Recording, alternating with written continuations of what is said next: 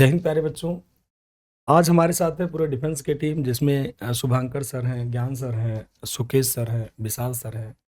आज हम लोग पूरी बात करने वाले हैं डिफेंस की तैयारी कब से एक बच्चे को स्टार्ट करना चाहिए, टाइम का सही मैनेजमेंट किस तरीके से करना चाहिए और एक बेहतरीन स्ट्रेटजी क्या होनी चाहिए डिफेंस की। इन सभी बातों पर हम लोग चर्चा करने वाले हैं। तो शुभांकर सर, सबसे पहले मैं आपसे जानना चाहूँगा, एक एनडीए के बच्चे को कब से अपनी तैयारी स्टार्ट कर देनी चाहिए? सर एनडीए में जैसा हमें पता है कि हमारे पास जो सिलेबस आता है वो 10 तक का तो आता ही है। बाकी 11th और 12th के भी जो सब्जेक्ट्स हैं, आपकी मैथ्स है, मैथ्स का बहुत अच्छा वेटेज है एनडीए में, और बाकी जो सब्जेक्ट्स हैं वो 11th 12th के भी आते हैं। तो बच्चा ये कर सकता है कि 11th 12th के साथ ही साथ एनडीए की तैयारी जो है वो करता रहे, क्योंकि 12th अपियरिंग में बच्चा जब अपना फर्स्ट अटेम्प्ट देगा तो उसे एक आइडिया लग जाएगा कि हमारी जो एनडीए का पेपर है वो कैसा आता है, और या तो उसी अटेम्प्ट में वो उस पेपर को निकाल ले या फिर आगे और तैयारी करे। लेकिन 11th और 12th के साथ अगर बच्चा तैयारी शुरू करता है तो ये सबसे अच्छा समय होता है एनडीए की तैयारी के लिए। तो सर ने बता दिया कि 11वीं 12वीं से आप तैयारी अपना स्टार्ट कर दीजिए, तो देर किस बात की तैयारी अपना जो भी एनडीए के बच्चे हैं अपनी तैयारी 11 12 से शुरू करें। सेम क्वेश्चन मैं सीडीएस में जानना चाहूंगा ज्ञान सर से, एक सीडीएस के बच्चे को कब से प्लान करना चाहिए कि ताकि वो 100% प्रूफ हो कि वो अपना सीडीएस का एग्जाम क्रैक कर ले। जब बात करते हैं सीडीएस के एग्ज़ाम की, तो ये आपको ग्रेजुएशन से पहले जब एडमिशन ले रहे हैं उस समय आपको डिसाइड करना होता है कि हमें किस ओर जाना है, मतलब करियर आपका क्या होना चाहिए। और अगर आपने डिसाइड किया है कि हमें सीडीएस देना है, तो आपको जैसे फर्स्ट ईयर है ना, फर्स्ट ईयर से बेसिक मतलब आपको तैयारी शुरू कर देनी चाहिए, ताकि लास्ट ईयर में आके आप अपने जो फाइनल ईयर है उसमें प्रिपरेशन को एक मुकाम दे सकें।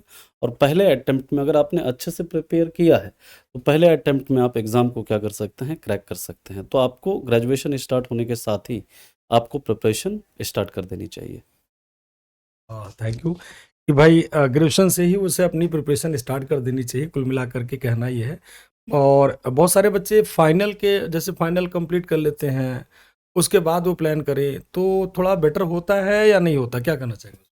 देखिए, बेटर तो आपका मतलब अगर फाइनल ईयर में आके आपने मतलब डिसाइड किया तो आप थोड़े पीछे रह जाते हैं। जो मतलब मान लीजिए कि अगर आपने किसी ने फर्स्ट ईयर से ये तैयारी शुरू कर दी कि उनको मतलब पूरा वो सिलेबस देख रहे हैं, पीवाईक्यूज देख रहे हैं, तो उनको एक आइडिया लग जाता है एग्जाम का, और आप वही चीज़ फाइनल ईयर में आके कर रहे हैं, तो आप थोड़े से क्या हो जाएंगे, उनसे पीछे हो जाएंगे। तो आपको मतलब मेरे हिसाब से तो फर्स्ट ईयर में अगर आपने डिसाइड किया है तो बेसिक बेसिक आप कम से कम उसका सिलेबस, उसके पीवाईक्यूज, एनसीईआरटी जो है वो सब आप फर्स्ट ईयर से देखना शुरू कर दें, और फाइनल ईयर में आप एक प्रॉपर तरीके से तैयारी करिए, और फाइनल ईयर में जैसे आपका ग्रेजुएशन कंप्लीट हो जाता है उसके बाद अटेम्प्ट दीजिए, और मतलब अच्छे से प्रिपरेशन करते हैं तो निकाल लेते हैं आराम से आप। तो विशाल सर, मैं यही सेम क्वेश्चन अगर आपसे, सीएपीएफ के बच्चे को बड़ा डिमांड रहता है कि भाई मैं सीएपीएफ की भी तैयारी कर रहा हूँ, तो मुझे कब से तैयारी करना चाहिए, क्या करना चाहिए, क्या नहीं करना चाहिए, एक सही टाइम क्या होता है, तो सीएपीएफ की तैयारी बच्चा कब से स्टार्ट करे? सेम सर, जब सीडीएस की तैयारी वो स्टार्ट करते हैं साथ ही साथ में वो सीएपीएफ की भी तैयारी शुरू कर सकते हैं। बट यहाँ पे सर हमें समझना बहुत ज़रूरी है कि एग्ज़ाम पैटर्न क्या होता है या एग्ज़ाम में क्वेश्चंस कैसे पूछे जा रहे हैं। थोड़ा बहुत एग्ज़ाम में इंटीग्रेटेड रहना है हम लोगों को, एग्ज़ाम के बारे में काफ़ी सारी चीज़ जाननी है, न्यूज़ को रेगुलर फॉलो करते रहना है, क्योंकि सर यूपीएससी जो एग्ज़ाम कराता है ऑफकोर्स सारे क्वेश्चंस करंट अफेयर्स के साथ मिल के ही आते हैं। तो हमेशा हमें करंट अफेयर्स के साथ टचअप रहना चाहिए, चाहे वो आप न्यूज़पेपर पढ़ो, चाहे आप कोई न्यूज़ चैनल देखो। News channel, private news channel देख के तो कोई फ़ायदा है नहीं। तो जो संसद टीवी आती है जैसे गवर्नमेंट ऑफ इंडिया का, तो वो चैनल देखोगे, थोड़ा बहुत आपको करंट अफेयर्स के साथ इंटीग्रेट रहना है, क्योंकि अल्टीमेटली करंट अफेयर्स ही है जो आपका हाथ पकड़ने वाला है यूपीएससी एग्ज़ाम क्लियर करने के लिए। और अगर सीएपीएफ की मैं बात करूँ सर स्पेसिफिकली, तो यहाँ पे पेपर 2 होती है, तो पेपर 2 में डिस्क्रिप्टिव पार्ट होता है। तो धीरे धीरे ग्रेजुएशन के साथ हमें लिखना भी सीखना है, प्रेजेंटेशन स्किल्स सीखनी है, तो ऐसे कैसे लिखा जाता है, आर्ग्यूमेंट कैसे लिखे जाते हैं, रिपोर्ट की स्ट्रक्चर क्या होती है, थोड़ा थोड़ा हमें जान के साथ में चलना है। Thank you. अब मैं सुकेश सर से जानना चाहूँगा कि अगर कोई बच्चा सीडीएस की तैयारी कर रहा है और सीएपीएफ की तैयारी कर रहा है, तो दोनों क्या वो करना चाहे तो कर सकता है, क्योंकि दोनों में सेम चीज़ होती है, तो क्या वो कर सकता है सर? बस एक बेहतरीन स्ट्रेटजी बताइएगा। जैसे आपका इकोनॉमी सब्जेक्ट है तो इकोनॉमी में थोड़ा सा बढ़िया अनुभव भी है, सीएपीएफ का भी आप जानते हैं, सीडीएस का भी जानते हैं, तो थोड़ा सा आप इकोनॉमी से रिलेट करके भी बताएंगे कि दोनों चीज़ें क्या वो कर सकता है, नहीं कर सकता है? बिल्कुल, बिल्कुल। Thank you sir. और जैसे बहुत अच्छा क्वेश्चन पूछा सर ने, और अगर बच्चों बात किया जाए, बिल्कुल कर सकता है सर, क्योंकि भई अगर देखा जाए तो सीडीएस एक तरीके से, और सीएपीएफ को अगर हम कंपेयर करते हैं, तो सीडीएस का level as compare to CAPF से कम ही है। मतलब एक तरीके से आप ऐसा समझ लीजिए, अगर आपके बेसिक कॉन्सेप्ट्स अच्छे हैं, आपने अच्छे से पकड़ बना रखी है, अगर मैं अपने इकोनॉमिक सब्जेक्ट को ही लेके बात करता हूँ, अगर आपका बेस बढ़िया है और उसमें अपने अपना मतलब बेस तो बनाना ज़रूरी है, लेकिन आपने उसको बेस के साथ कॉन्सेप्ट्स क्लियर करते हैं, उसकी अगर आप सीएपीएफ लेवल की प्रैक्टिस कर लिए, तो आप समझ लिए सीडीएस की इकोनॉमिक्स या सीडीएस का जीएस जहाँ तक मुझे लगता है कंप्लीट ही कर लेंगे। बिकॉज़ जो सीएपीएफ का लेवल रहता है वो सीडीएस से अपर ही है ना? तो एक तरीके से अब आप इतनी मेहनत अगर कोई बच्चा कर रहा है, भाई सीएपीएफ की जा रहा है, तो ऑब्वियस सीडीएस वो देता ही होगा, है ना? और जो बच्चा अगर माइंड में सेट करा है कि मुझे सीडीएस ही करना है, तो हम तो उससे यही बोलेंगे थोड़ा सा और मेहनत करो, क्योंकि वही कॉन्सेप्ट्स ही हैं जो क्वेश्चंस थोड़े से घुमा के, स्टेटमेंट्स थोड़ा लैंग्वेजेस का चेंज करके ही वही घुमा के आते हैं। तो एक बच्चा दोनों ही कर सकता है, कोई टेंशन की बात नहीं, कोई दिक्कत की बात नहीं। बिल्कुल। Thank you sir. तो सर ने बताया कि भाई सीडीएस सीएपीएफ की तैयारी बच्चा अगर सीएपीएफ की कर रहा है तो सीडीएस की भी तैयारी कर सकता है। अब इसमें एक चीज़ आता है कि जैसे सभी लोगों को हम लोग बात हो गई कि भाई कब से तैयारी करना चाहिए, ये बात तो सर लोगों ने सभी ने बता दिया कि एनडीए की तैयारी कब से करना चाहिए, सीडीएस की तैयारी करना चाहिए, कैसे सीएपीएफ की तैयारी करना कैसे चाहिए, और एनडीए सीडीएस क्या दोनों तैयारी कर सकता है कि नहीं कर सकता, तो ये बात तो आप लोगों को क्लियर हो गया। अब दूसरा बच्चे के मन में सवाल आ रहा है कि सर हम तैयारी तो दोनों आप कह रहे हो कि भाई इससे कर लीजिए, जैसे भी हमारे शुभांकर सर ने कहा कि भाई एनडीए की तैयारी बच्चा 10वीं क्लास करने के बाद कर ले, 11वीं से तैयारी कर ले। तो मैं सर से ये जानना चाहूँगा, तैयारी तो बच्चे ने शुरू कर दी, लेकिन उससे अपना एग्ज़ाम भी देखना है और इधर तैयारी भी करना है, तो बच्चे के मन में टाइम मैनेजमेंट कैसे करें? सबसे बड़ा सवाल तो बच्चे के मन में आता है कि जब मैंने अक्सर देखा, जो हमारे बच्चे होते हैं 11वीं में आते हैं, एडमिशन लेते हैं, हम लोगों के साथ जुड़ते हैं, कहते हैं सर टाइम मैनेजमेंट नहीं हो पा रहा है, टाइम मैनेजमेंट नहीं हो रहा। जैसा हम लोग क्लासेस में समझाते हैं, बेटा कैसे मैनेजमेंट करोगे? तो एक बार सर मैं ये चाहूँगा कि अगर मान लीजिए बच्चा 10वीं पास होने के बाद 11वीं से तैयारी कर रहा है, तो टाइम मैनेजमेंट कैसे करेगा एनडीए का बच्चा? चूँकि एक छोटा सा बच्चा होता है, अपनी तैयारी शुरू करता है, उसे दुनियादारी से भी थोड़ा मतलब होता है, रियल फैक्ट है, तो कैसे अच्छे से टाइम मैनेजमेंट करे, उसके बारे में मैं जानना चाहूँगा। डेली कितने घंटे पढ़े? बिल्कुल, ये तो बहुत अच्छा सवाल है सर, क्योंकि बच्चों की जो मेजर क्वेरी आती है वो टाइम मैनेजमेंट को ही लेकर के आती है, क्योंकि बच्चा एक बार मन बना लेता है कि हमें डिफेंस सर्विसेज में जाना है, तो हम तो देखते हैं कि इनफैक्ट अगर मान के चलिए किसी कारणवश एनडीए को बच्चा क्वालिफाई नहीं कर पाता है, तो बच्चे तुरंत फिर सीडीएस, क्योंकि डिफेंस का जो जुनून है सर बच्चे के अंदर, वो बच्चे को डिफेंस एग्जामिनेशंस देने के लिए कंपेल करके रखता है। अब मैं एनडीए स्पेसिफिक बात करता हूँ कि मान के चलिए आप 11th-12th में क्या कर रहे हैं, आप 11th-12th में पढ़ाई कर रहे हैं, तो 11th-12th के बहुत सारे, मैं मतलब मेजर अगर एनडीए एस्पिरेंट हैं सर, तो मैथ्स, क्योंकि सभी को पता है कि मैथ्स का एक अलग पेपर होता है, एक मेजर स्ट्रांग होल्ड है मैथ्स सब्जेक्ट का एनडीए के अंदर, और मैथ्स वही आनी है सर जो 11th-12th में बच्चा पढ़ रहा है, ठीक है। और इनफैक्ट ये बोला भी जाता है कि भाई मैथ्स ही एक ऐसी सब्जेक्ट है जिसमें शायद हम 100% स्कोर कर सकते हैं सर, क्योंकि एग्जैक्ट जो है मतलब बचपन से हम भी 11वीं-12वीं में मैथ तो सबसे बढ़िया से बिल्कुल, तो 11वीं-12वीं में तो आप मैथ्स का जो सब्जेक्ट है उसको आप इतना टाइम दीजिए, सबसे ज़्यादा टाइम जो है आप मैथ्स को दीजिए, उससे आपके 11th-12th बोर्ड्स का भी स्कोर बहुत अच्छा होगा, मैथ्स आपका अच्छा होगा तो बोर्ड्स के परसेंटेज भी ऑब्वियसली अच्छे आएंगे, ठीक है। बाकी फिजिक्स और केमिस्ट्री सर आप देखेंगे, फिजिक्स और केमिस्ट्री जो होता है वो 11वीं-12वीं के लेवल से कम ही आता है, तो अगर आप 11th-12th में अगर एक बेसिक लेवल पे भी बहुत मतलब बहुत अच्छी, मान के चलिए हर बंदे का सर अब मैथ्स भी अच्छा हो जाए, फिजिक्स भी अच्छा हो जाए, इंटरेस्ट भी होती है सर, हर आदमी की इंडिविजुअल इंटरेस्ट होती है, तो मैथ्स को तो आप एकदम पकड़ ले, मैथ्स का तो साथ आप पकड़ ले, फिजिक्स और केमिस्ट्री अगर आप एक एवरेज स्टूडेंट भी हैं तो उतना पढ़ने से सर काम चल जाता है, तो इतने से ही जो मेजर पोर्शन है वो मेजर पोर्शन आपका क्या हो जाएगा, क्लियर हो जाएगा। ये तो बात हो गई 11th-12th की पढ़ाई के साथ, ये तो सर आप स्कूल के पढ़ाई के साथ करेंगे। इसके साथ ही साथ जैसे बच्चों को मेजर दिक्कत आती है इंग्लिश की, तो इंग्लिश की जो आपकी तैयारी है, साथ ही साथ अब इंग्लिश की तैयारी वैसे तो आप देखेंगे तो कॉम्पिटिटिव एग्जाम की जो भी तैयारी है वो तो होती है, लेकिन इंग्लिश में मेजर जो है थोड़ा सा एसएसबी में स्पोकन की भी दिक्कत आती है, तो बच्चे न्यूज़पेपर, मैगजीन्स ये सब लगाए अपने साथ, पढ़ते रहें, आधा घंटा 1 घंटा डेली का टाइम दें, जिससे आपके जीएस और इंग्लिश की भी पोर्शन साथ साथ चलते रहेगी। Thank you. देखिए एनडीए के बच्चों को पता चल गया कि भैया एनडीए में आप अपने मैथ अपना ठीक करो, वो आपका एग्जाम में भी काम आएगा और इधर एनडीए सीडीएस में भी काम आएगा। इंग्लिश आप सीखते रहो क्योंकि एसएसबी में काम आ जाएगा। तो लगभग मुझे लगता है एक्स्ट्रा तो सर इन्हें कुछ पढ़ने की जरूरत है ही नहीं मेरे हिसाब से, एज पर माय ओपिनियन। मतलब अगर आधे घंटे से हाँ। अलग से समय निकाल रहे हैं तो दैट इज एनफ। हाँ, मतलब आधे घंटे 1 घंटे आप डेली टाइम निकालो तो बेहतरीन हो जाएगा। सेम क्वेश्चन मैं ज्ञान सर से जानूंगा सीडीएस में कि सीडीएस का टाइम मैनेजमेंट कैसे करे बच्चा। अगर मान लीजिए वो साइंस बैकग्राउंड का है तो उसके लिए तो हिस्ट्री, ज्योग्राफी, पॉलिटी ये सब तो बिल्कुल नए नए चीजें हो जाएंगी।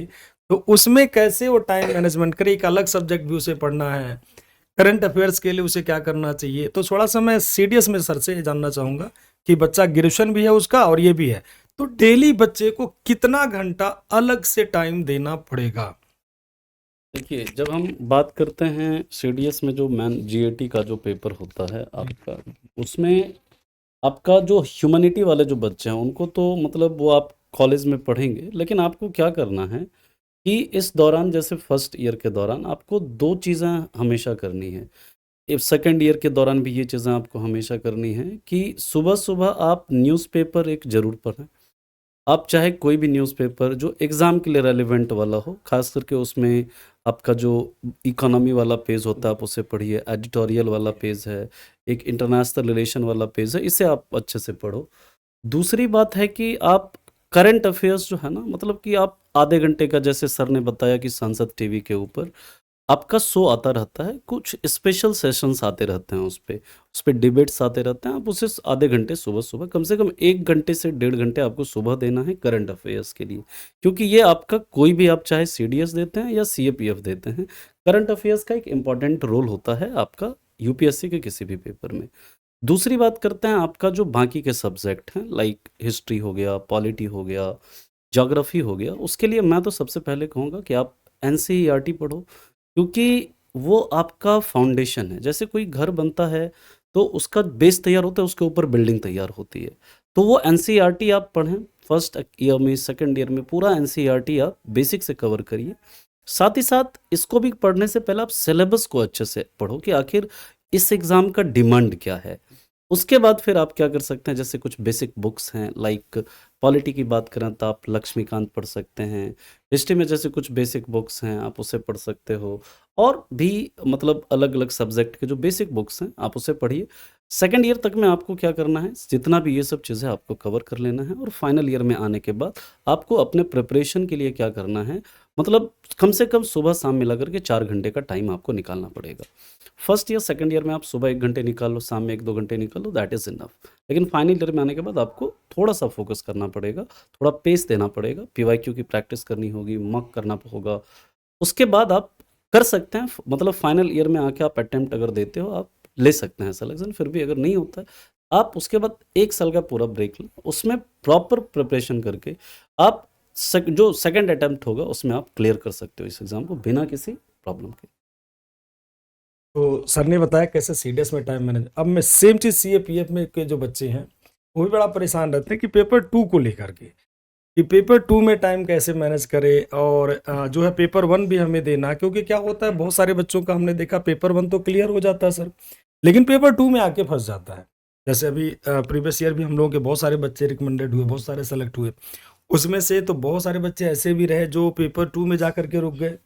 बहुत सारे बच्चे, सीएपीएफ का नंबर आप उठा करके देख सकते हो कि भाई बहुत सारे बच्चे सेलेक्ट हुए हैं, उनके इंटरव्यू भी पड़े हुए हैं, लेकिन क्या हुआ कि पेपर 2 में बहुत सारे अच्छे अच्छे बच्चे जो मतलब थोड़े थोड़े नंबर से रह गए। तो अगर ये टाइम मैनेजमेंट बच्चा क्या पहले से करे या बाद से करे, या ग्रेजुएशन के दौरान जब अपना तैयारी सीएपीएफ की कर रहा है तो उसी दौरान क्या वो टाइम मैनेजमेंट करे, कैसे करे, क्या उसका एक बढ़िया स्ट्रेटजी होना चाहिए पेपर 2 के लिए, पेपर 1 के लिए। तो दोनों थोड़ा सा टाइम मैनेजमेंट के साथ उसे थोड़ा सा समझाएं सर। सर सबसे पहले इसके लिए अगर सीएपीएफ के पेपर 2 के बारे में हम जाने तो पेपर 2 का पैटर्न देखना है सर। जैसे पेपर 2 में पूछा जा रहा है, एसे की सेक्शन है, आर्ग्यूमेंट वाली सेक्शन है, रिपोर्ट राइटिंग है, प्रेसे राइटिंग है, कॉम्प्रहेंशन है। ये पहले तो हम पेपर 2 के बारे में जाने क्या है पेपर 2 में। अब इसके बाद में जब इसकी प्रिपरेशन की बात आए सर, ग्रेजुएशन के दौरान ही आपको, ग्रेजुएशन के टाइम पे तो हार्डकोर प्रिपरेशन तो करना है नहीं, ना ही उतना टाइम आपके पास होता है। तो उस टाइम पे आप न्यूज़पेपर में जो एडिटोरियल वाली सेक्शन आती है उसको खुद एक बार आप पढ़िए और थोड़ा डीपली पढ़िए, कंप्लीटली उसको अंडरस्टैंड करिए, और बाकी का उससे जो भी आपको समझ में आया वो आप अपनी लैंग्वेज में यानी इंग्लिश में ही आप उसको ही ट्रांसलेट करिए। राइट, ट्रांसलेट करिए यानी इन द सेंस उसका समरी आप लिखिए। समरी आप लिखोगे, यहाँ पे आपका प्रेसे राइटिंग कवर हो रहा है, एस्से लिखने के लिए कंटेंट आपको मिल रहा है, कुछ आर्गुमेंट्स के सेक्शन भी आपको मिल रहा है। तो धीरे धीरे से आप यहाँ से सीखते जाओगे सर क्या कैसे हो रही है प्रेजेंटेशन, कैसे चल रही है। तो जब तक सर बच्चा ये नहीं सीखेगा कोई चीज़ को पढ़ के और उसको अपने ओन वे में कन्वे नहीं करेगा, तब तक से पेपर 2 उसके लिए बहुत टफ रहेगा। So over the period of time paper 1 के साथ में ही पेपर 2 वो तैयारी करेगा, तो उसके लिए जब एग्ज़ाम होगी तो ये चीज़ बहुत आसानी होगी। तो इसमें एक और चीज़ मैं ऐड करना चाहता हूँ सर, कोई भी बच्चा जब डिफेंस की तैयारी करता है तो उसको ये नहीं कि सिर्फ रिटर्न पेपर के लिए तैयारी करना है, उसको एसएसबी में जो ऑफिसर बनने जाना है सर, तो एसएसबी में ऑफिसर लाइक क्वालिटीज़ उसके अंदर कल्टीवेट करना है। सबसे पहले तो सर डिफेंस का होता है डिसिप्लिन। तो हमेशा जब वो प्रिपरेशन करने के लिए आ रहा है तो डिसिप्लिन बहुत ज़रूरी है सर। यहाँ पे लीडरशिप क्वालिटीज़ उसको डेवलप करनी है। जो ऑफिसर की डिमांड होती है वो उसको प्रिपरेशन के टाइम में ही उसके अंदर कल्टीवेट करते हुए वो उसको यही सोचना है मैं ऑफिसर हूँ और मैं ऑफिसर के जैसा ही तैयारी करूँगा, तब उसके लिए बहुत आसान हो जाती है। सिर्फ रिटर्न ही नहीं, एसएसबी भी उसके लिए आसान हो जाती है। Thank you. अब तो ये हो गया टाइम मैनेजमेंट की बातें। अब मैं सुकेश सर से एक चीज जानना चाहूंगा कि प्रीवियस ईयर क्वेश्चन जो आता, तो टाइम मैनेजमेंट आप लोगों का क्लियर हो गया।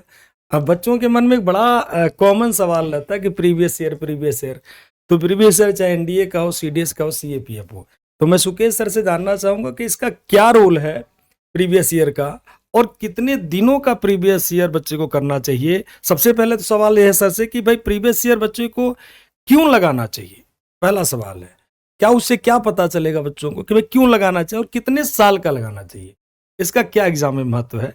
तो ये सब मैं सुकेश सर से जाऊंगा, चाहे वो एनडीए हो, सीडीएस हो, सीएपीएफ हो। सर बताएं। सर देखिए, सबसे पहले अगर बातचीत किया जाए तो जैसे कि अगर कोई भी स्टूडेंट प्रिपरेशन करता है, एज एज्यूम करो सर मैं ही एक एज स्टूडेंट हूँ। मान लीजिए मैंने सोचा चलिए मैं चाहे सीडीएस ले लीजिए, चाहे सीएपीएफ ले लीजिए, चाहे एनडी ले लीजिए, उसकी प्रिपरेशन करता हूँ। तो सबसे पहले भाई मेरे माइंड में यही आया कि आखिर मुझे पढ़ना क्या है। चलिए उसके लिए मैंने क्या करा, सबसे पहले सिलेबस डाउनलोड कर लिया। सिलेबस से मुझे पता चला भाई हाँ ये टॉपिक्स हैं, ये हमें पढ़ने हैं। लेकिन भाई मान लीजिए मैं तो अपने आप को ऐसे मान रहा हूँ मैं बिल्कुल ज़ीरो लेवल हूँ, मैंने हिस्ट्री आज तक नहीं पढ़ी, ज्योग्राफी आज तक नहीं पढ़ी, कुछ नहीं पता मुझे, और मैं एक साइंस बैकग्राउंड का बच्चा हूँ ऐसे मान लेता हूँ, जिसको कुछ नहीं पता इतिहास, भूगोल, पॉलिटी वगैरह क्या होता है। तो जैसे अभी ज्ञान सर ने बताया, तो सबसे पहले हमें अब स्टार्टिंग से ही फर्स्ट ईयर सेकंड ईयर से अपने एनसीईआरटी पर पकड़ बना लेनी है, वो ज़रूरी करना है। उससे क्या होगा, कम से कम आपको, वैसे तो वो चीज़ें पढ़ी हैं हमने बचपन में, क्योंकि वो ऐसी चीज़ें तो है नहीं जो हम एकदम से पैदा होते 11th और 12th में आ गए, वो सब पढ़ा है। लेकिन हमारे अपना फोकस रहा, हम साइंस में इंटरेस्ट रखे तो हम साइंस में फोकस करते रहे, मैथ्स अच्छा लगता तो मैथ्स में लगे रहे, और वो सारी चीज़ें माइंड से स्किप होती चली गई। तो उसको हम अगर रिवाइज करते रहेंगे तो पहला हमारा बेस बन जाएगा। उसके बाद जैसे हम मान लीजिए फॉर एग्जांपल जैसे सीडीएस की प्रिपरेशन कर रहे हैं, तो अब जो सिलेबस है उसको हमने देखा, तो उसके अकॉर्डिंग हमें पता चलेगा कि आखिर हाँ कौन से सब्जेक्ट्स में क्या क्या टॉपिक्स हमें कवर करने हैं। अब टॉपिक्स तो हम पढ़ लेते हैं। अब जैसे मान लीजिए आप इजीली तौर पर कोई भी एक बुक लेके आ गए मार्केट से, जैसे जीएस की बहुत किताबें बहुत हैं, है ना सर, कुछ भी ले आए। अब आपने पढ़ा, आपको लगा मैं सीख गया, लेकिन भाई ये तो देखो आप किस चीज़ के लिए सीखे हैं। अब आपने लगा मैं तो भाई सब पढ़ लिया, मैंने इतिहास से मान लीजिए हिस्ट्री में मुगल काल सारा पढ़ लिया, है ना, मॉडर्न हिस्ट्री सारी पढ़ ली। लेकिन भाई पता चला जब पेपर लगाने बैठे, सेट पेपर लगाने बैठे, तो छोटे लेवल के जो एग्ज़ाम हैं, जैसे कि हमारे ग्रुप डी लेवल के हो गए, या अपने और डिफेंस के अलावा जो छोटे मोटे परीक्षाएं हो गए, वो तो आप फटाफट कर पा रहे हैं। लेकिन जब आपने यूपीएससी का सीडीएस का पेपर देखा, जब क्वेश्चन पढ़ने बैठे, तो पता चला कि आता तो है लेकिन वहाँ थोड़ा सा डीप नॉलेज की रिक्वायरमेंट होने लगी। पढ़ा है लेकिन थोड़ा सा अंदर से क्वेश्चन आ गया, अब वो हमारी पकड़ नहीं है। तो पीवाईक्यू हमें ये बताते हैं सबसे बड़ी बात कि हमें अपने आप को किस लेवल पे तैयार करना है, कितना ज़्यादा हमें अपने आप को किसी भी सब्जेक्ट में जाना, अपने आप को मजबूत देना है। और दूसरी बात, जैसे कि सर हमें पता है यूपीएससी जो कंडक्ट कराता है वो थोड़ा सा लैंग्वेज का भी खेल है। अब वो थोड़ा सा शब्दों का भी घुमाता है, लैंग्वेज बनाता है, और पेपर में क्वेश्चन एक ना करके मतलब आपके 1 2 3 स्टेटमेंट दे देगा, फिर पूछेगा only 1 and 2 both are correct, या फिर ओनली 1 only 2। तो उसके लिए थोड़ा सा हमें डीप नॉलेज का रिक्वायरमेंट है। तो ये सारे प्रीवियस ईयर हमें जानकारी देंगे सबसे पहली बात तो, कि हमें अपने आप को किस लेवल पर तैयार करना है। दूसरी चीज़, जैसे आपने एक क्वेश्चन पूछा सर कितने सालों का प्रीवियस ईयर करा जाए, तो भाई ज़्यादा नहीं, अगर आप लास्ट 5 इयर्स भी अगर देख लेते हैं मेरे हिसाब से 5 साल बहुत हैं।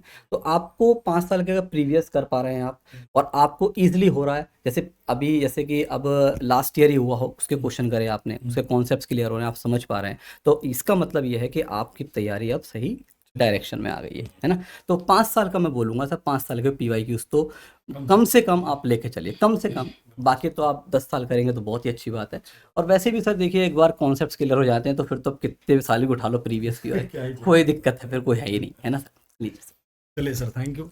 तो सर ने बताया प्रीवियस ईयर 5 साल लगा लीजिए कम से कम, मिनिमम सर ने 5 साल बोला, मैक्सिमम का तो कोई वो नहीं होता, 10 साल लगा लीजिए, 15 साल लगा लीजिए। भाई 5 साल अगर आपके बन गए तो 10 साल 15 साल बनने में क्या ही फर्क पड़ता है, कोई लगवा लीजिए। सर का कहना बहुत बढ़िया है।